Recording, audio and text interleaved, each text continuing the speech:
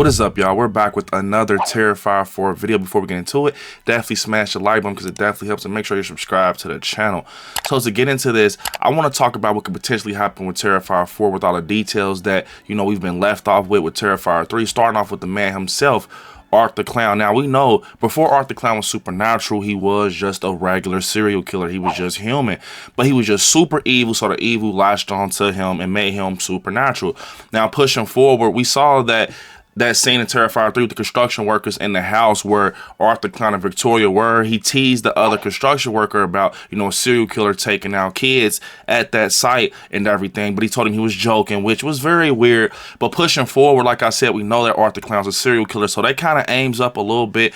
But not only that, we see this newspaper in Terrifier 2 that Jonathan pulls out that tells a little bit of the backstory with Art the Clown and the pale girl, being her real name is Emily Crane, which was Art the Clown's first victim. Now, we even get to see a earlier shot of Emily Crane's mother in Terrifier 1, the cat lady. So a lot of things are aiming up, and like I said, it will be so cool for us to see a Art the Clown flashback and see how everything happened. But it almost seems like Damien will have to do it a certain way where it kind of doesn't take away from the mystique of the Art the Clown character. But I think it will really be cool to see, you know, him just being a regular serial killer and how everything happened with the pale girl, especially with that being his first victim. And we've seen the newspaper already, so we kind of know the story of it with her parents and everything in the carnival. Now, pushing forward, something stuck out to me, guys. Now, I don't know if you can call a carnival or circus. I'm not too deep into things like that, but I saw something that stuck out to me in the Ninth Circle, that All Hallows Eve timeline, where we see Art the Clown has a circus sign at a point, which I want to know, is that going back to the story with Emily Crane? But like I said, it could be two different things. Comment down below if you guys have knowledge on that. Like, is a circus and a carnival the same thing? Is it in the same family? Because we do see Art the Clown have a circus sign at a point. And is it something like where that's before everything happened and then it leads up to Emily Crane's death? I would love to know that. But pushing forward, like I said, I think it would be amazing to see a flashback of Art the Clown and how, you know, he becomes Art the Clown. I remember seeing, you know, the opening of Terrifier when he's like putting the makeup on his lips and everything. It's kind of showing that he's putting the paint on his face. So yes, Art the Clown, actually, he has like a human face, which is very interesting, like I said, because when you look at Art the Clown, we've been so used and immune to seeing his face how it is. It's almost like that white and black is like his face. But no, you have to remember in Terrifier 1, he puts the paint on his face and everything. He has his little workshop and things where he crafts his weapons. So I would love to see that flashback from certain angles where it doesn't kind of just take away from the character, you know what I'm saying? And like pushing forward, we know that Damien and those guys can pull off a flashback because of Sienna's flashback with her father, which is very interesting because we know that Sienna's father is very much involved in everything with Terrifier and all the things we've been seeing lately, especially with the drawings and him doing Blaster Man and him telling Sienna he's going to be with her all the time wherever she goes, almost like, you know, he's looking over her through everything because he knows what these demons are capable of, because he ended up having a situation with them possibly where he crashes into a transformer. Like I said, I think in Terrifier 4, we're going to see more of that type of, you know, writing in those scenes in Terrifier 4 with the dad, Jason Patrick, actually being involved more in the story. And I think that he's going to actually help them in the long run. Now, at first, we thought Terrifier 4 was going to be the last one. But recently, Damien talked about that he doesn't want to stuff everything in the fourth film. So maybe we'll get a couple more films, which I'm all for. I love Terrifier. And I'm going to keep it all the way 100 with you guys. Terrifier right now is keeping horror alive. That's why you see a lot of people, you know, just covering it and things like that, because it's keeping it alive. It's like when you look at these movies, it's nothing that's interesting everyone as a whole, you know what I'm saying? And that's why I said right now, Art the Clown is the face of horror. Tell me I'm wrong. Right, he's the face of horror right now, and I love Art the Clown. I love the story. Everything is building up to be revealed, and just how the story is going right now. It genuinely just, it's exciting to see, like, am I right? Am I wrong? Is this really going to happen? Is Damien really taking that crazy risk? That's what's the great thing about Terrifier coming to, you know, or other slashers sometimes can be predictable. But the thing about Terrifier in the movies are that it's unpredictable, including Art the Clown. He's very unpredictable. So I think that's why we love this franchise and gravitate to this character so much. But pushing forward, like I said, I would like to see more of Sienna's dad and everything, and see how he's more involved in all of that, because he obviously knows what's going on with him drawing these monsters, his daughter as an angel warrior, and leaving back, you know, this blueprint for them just so they can be safe. Now, pushing forward, something I keep seeing in my comments is everyone's like, hey, Brandon, do you really think Jonathan's dead? And look, I'm starting to think that what if Damien really just did it that way? What if Jonathan's really dead? You know what I'm saying? What if he's really dead, right? And he just did it that way to just kind of do some stuff that can mess up the audience, which that's very Terrifier to do. You know, just making us just be like in shock and in awe, like, wow, he really did Jonathan like that and stuck the glasses on him. But that's just Terrifier. But pushing forward, what if he is dead? I'm gonna tell you this, like I told you guys in previous videos, we know that from Terrifier 3, we learned that every, you know, victim that Art the Clown had previously is potentially eligible to be that next vessel, like Emily Crane and, you know, and Victoria as that demon. Their host, like Jonathan said to Sienna in that letter, their host, they need a vessel. They need something to latch on to get stronger and everything. And it also helps Art the Clown be more powerful. And that's why we see him with a lot of sidekicks in the second one, the third one, and potentially the fourth one. We never seen him with a sidekick in the first one because he was human. He was just a regular guy that was doing murders. He was a serial killer.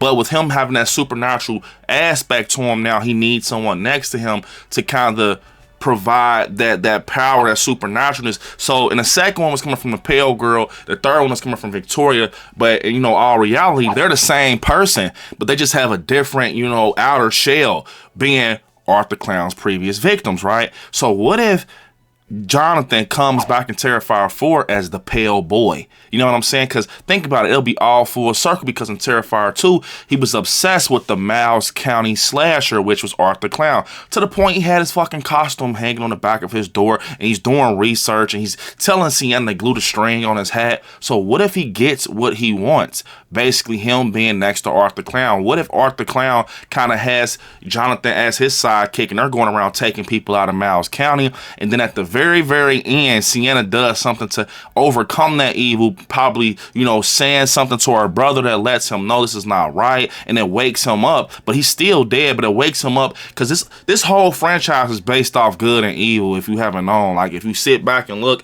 it's good and evil. So what if she tells him this, right? And this supernatural ability that Jonathan has, and him being a demon, it kind of converts over to him being an angel. Because think about it, the same world that demons exist in is the same world that an angel could exist in. So what if we see like an angel entity type of thing, you know, where it swaps over and he becomes like this warrior like his sister? I noticed in that journal with the drawings from Sienna and Jonathan's father, we see a shot of a guy almost like a warrior, and he's looking like over at like a castle and everything, possibly where, you know, everything's going to happen. Like, this could possibly be hell or something like that, but it's a guy, similar to how Sienna's drawing was with her being a female warrior. So what if this is Jonathan, and what if the whole time Damien was showing us that this was the lead up with Sienna and Jonathan going up against Art the Clown as warriors with this big ass sword or something? You know what I'm saying?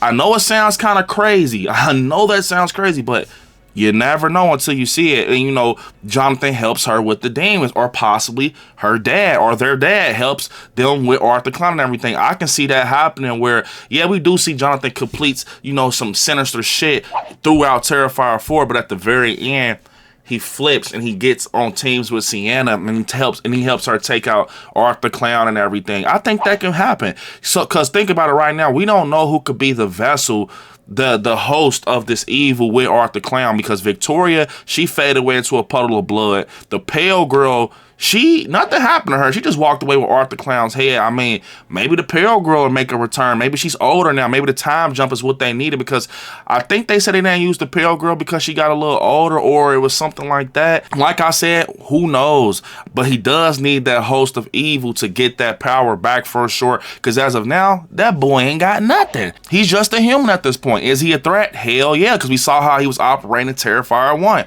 But like I said, I think that will very much be cool to see Jonathan get that whole obsession brought to him at his doorstep, where he is now a part of the Arthur Clown Mafia, whatever you want to call it. I do think that Terrifier 4 might be one of the best ones if Damien, you know, writes it out how he's been talking about in these previous interviews, and how he's experimenting and trying to get these conclusions and everything. And like I said, I know for a fact, possibly, not a fact, but possibly, that we're going to the 9th circle, because the fact that Damien is entertaining the 9th circle and it's nowhere else for these guys to go but to hell, it has to happen. It really has to happen. But like I said, I think in Terrifier 4, we're going to get a lot more explained than we got in 3.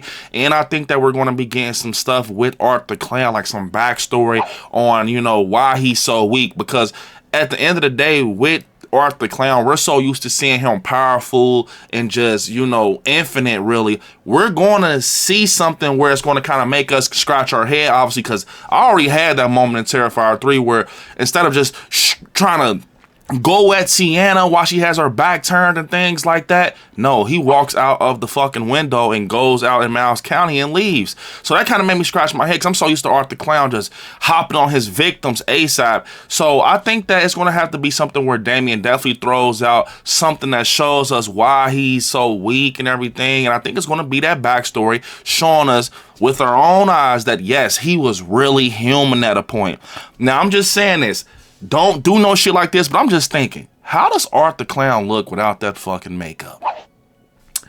I'm just being honest. I mean, we know it's David Howard Thornton, of course, but he's not going that far. I'm just saying with the pointy nose. I'm not saying actually David Howard Thornton. I'm saying the pointy nose with the cheekbones and shit like that. But that's just a thought of mine. But I really do think they're going to show something with him being connected with Emily Crane. Hell, maybe they show us, you know, him completing that murder and that whole carnival scene. I would love to see that, and how the black and white, you know, aspect comes to life. I told you guys, I think we broke it down on a video live together and figuring it out here at I Like Scary, where the dad is drawn in black and white with these comic and, you know, images and everything, and his characters are in black and white. So when they come to life, they're in black and white, being like Arthur Clown, Victoria, the Pale Girls, because they're coming literally off the paper. But I could be wrong. That could be far-fetched.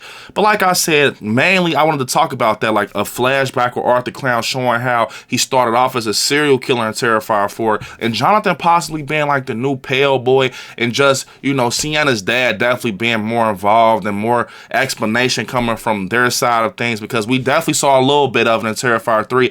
And I definitely want to see more of these demons, the true form of these demons, because, man, you see that the vessels that are used, like Victoria and a Pale Girl, but if you see the work that Damien did in the 9th circle, man, I would love to see him take on those demons in Terrifier 4, and let's see how he can do that now. That would be insane. But yeah, you all, unfortunately, this is the end of the video. Comment down below what you guys think about everything we just talked about, and also comment down below, do you guys enjoy these Terrifier videos, or do you want some more type of videos, you know, different horror franchises? Let me know down in the comments. A lot of you all have been enjoying the Terrifier videos, including myself, man. So much to chew on with this franchise. Let me know down in the comments. But unfortunately, once again, this is the end of the video. I want y'all to hit me up on my social medias at I Like Scary. I want you to watch some horror movies. Stay scary out there. Peace.